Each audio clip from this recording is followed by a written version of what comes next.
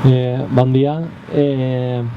Moltes gràcies per la invitació, per estar avui així. La veritat que és genial passar el matí en castellà. Jo soc Lluís, vinc de la DULA, d'un estudi que se dediquem precisament a processos participatius i desenvolupament comunitari. El que passa que avui vinc a parlar d'una altra cosa. Nosaltres estem dins d'Emergents, d'esta estratègia que s'ha llançat junt a la Universitat de València. El vicerectorat de Cultura de la Universitat llançar una estratègia de promoció de la innovació social en associacions, estudis, col·lectius de la ciutat, de l'àrea metropolitana de València, i diguem, per això comptar o mos convidar a una sèrie de col·lectius, d'associacions, de xicotetes empreses que estaven funcionant, sobretot en València, per a llançar aquesta iniciativa. La iniciativa s'ha concretat sobretot en dues coses. En una convocatòria a projectes d'innovació social, que és en la que ha resultat escollida i beneficiari el Pla d'Anticipació de Castellar, entre altres, i també en unes jornades o en unes trobades que es van fer fa poquet, que servien de trobada o posaven en relació a tota aquella gent, a tots aquells projectes que s'havien presentat a la convocatòria, també als guanyadors o als beneficiaris de les ajudes, i a molta gent que en l'àmbit de la ciutat de València i la seva àrea metropolitana està pegant-li voltes o debatint què és això de la innovació social i com impulsar-ho.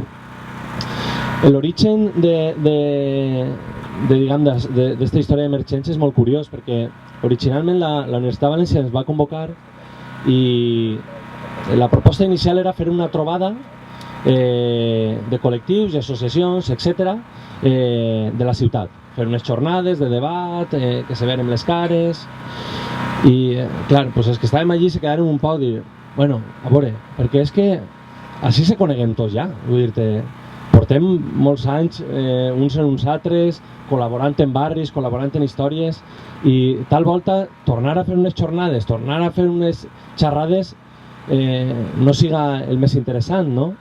Sinó que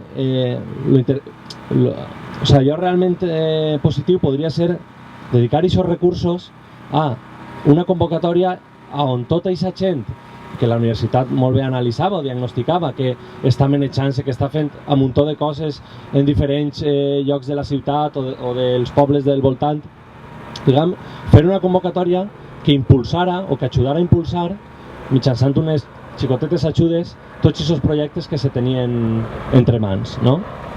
Pensem que això comença abans del canvi de govern. Vull dir que quan València realment tenia un dèficit molt gran, grandíssim, d'impuls a totes aquestes iniciatives.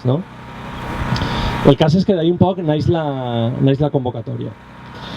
I després voldria parlar d'una altra coseta, que és això de la innovació social, perquè és un terme que se les trau.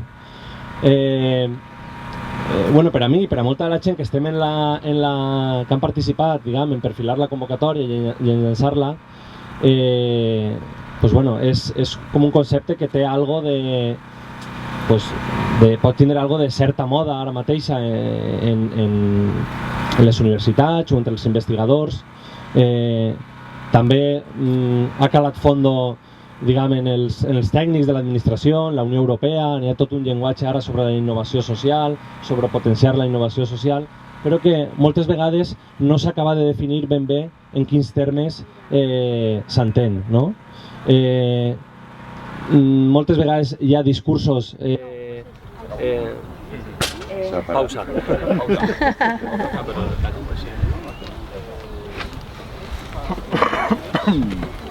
Sí.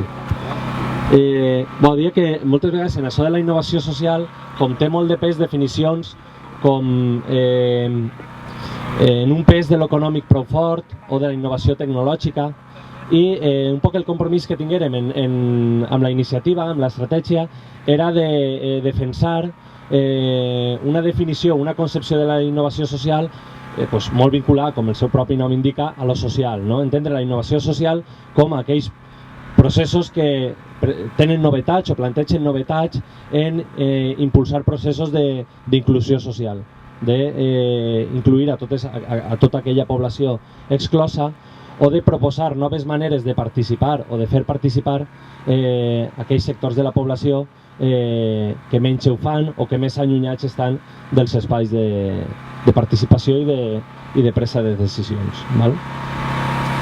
En aquest sentit, bueno, es va llançar la convocatòria, la veritat és que va tindre molt bona acollida, es van presentar 92 propostes, n'hi ha una persona que està en el jurat i pot donar fe de totes les que es van presentar, i finalment isqueren 6 iniciatives escollides, de la que queda, diguem, la primera en puntuació, la que va ser més valorada pel jurat, i avui, cal dir-ho així, fou el pla d'anticipació de Castellar. Foren molt interessants els resultats de la convocatòria, perquè Junta Castellar isqueren, es recolzaren propostes en el Cabanyal, una proposta del col·lectiu de Millorem el Cabanyal, també una altra en Nazaret, un festival de cinema itinerant, on es projectaren pel·lícules fetes per xiquets i per xiquetes, diguem que tenia un component educatiu molt fort. És que una altra proposta en la Coma, en el barri de la Coma, en Paterna, del col·lectiu de joves de la Coma. Una altra en Campanar, de temes de memòria oral, però en el protagonisme no el tenien tècnics, o sigui, no eren els tècnics que recuperaven la memòria, sinó eren els propis alumnes de l'Institut de Campanar els que, després d'una formació, recollien la memòria de les persones majors del barri. I una altra, se me queda una. El Chaparral, el barri del Chaparral de València, en la zona de Tres Forques, una proposta també de pintura mural en joves en risc d'exclusió de la zona. I l'últim que portava un poc en el cap per a comentar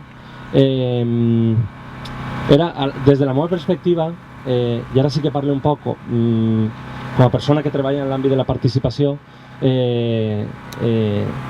què és allò més interessant que presenta la proposta de Castellar, no? En part, Carles ja ho ha anunciat, va un poc en la línia de lo que comentava Carles, no? Jo crec que n'hi ha 2 punts que són molt interessants de pla d'anticipació. D'una banda, allò que començava contant en part del pas de l'oposició al pla general a centrar-se en elaborar una proposta i en què els veïns i les veïnes de Castellar porten la iniciativa en elaborar aquesta proposta, però en segon lloc, oblidant-me,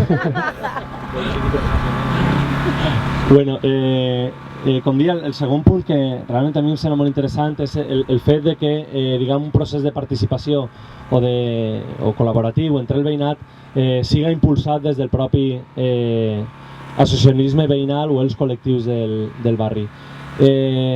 Venen uns anys en què probablement, o ja s'està veient, van haver molts processos de participació, se va donar un impuls a la participació, probablement se va caminar, com deia Carles, cap a això, que a vegades no sabem molt bé què és, però de la democràcia participativa, però en aquest camí n'hi ha riscos també, no? I n'hi ha molts, i un d'ells és que la participació acaba sent d'alguna manera algo estandarditzat, un poc ritualitzat, amb molt de component burocràtic, que s'aplica tal volta un poc de manera ortopèdica en tots els llocs, no? En tots els territoris. En aquest context, el realment interessant i important és que els processos de participació estiguen impulsats des de baix. És a dir, que siga el propi associacionisme veïnal o els propis col·lectius d'una zona els que marquen o els que assenyalen a on s'ha de començar o quines necessitats n'hi ha o quin lloc és important per a treballar-ho participativament, no? I en aquest sentit jo crec que el pla d'anticipació de Castellar, lo liberal, marca orientacions molt interessants.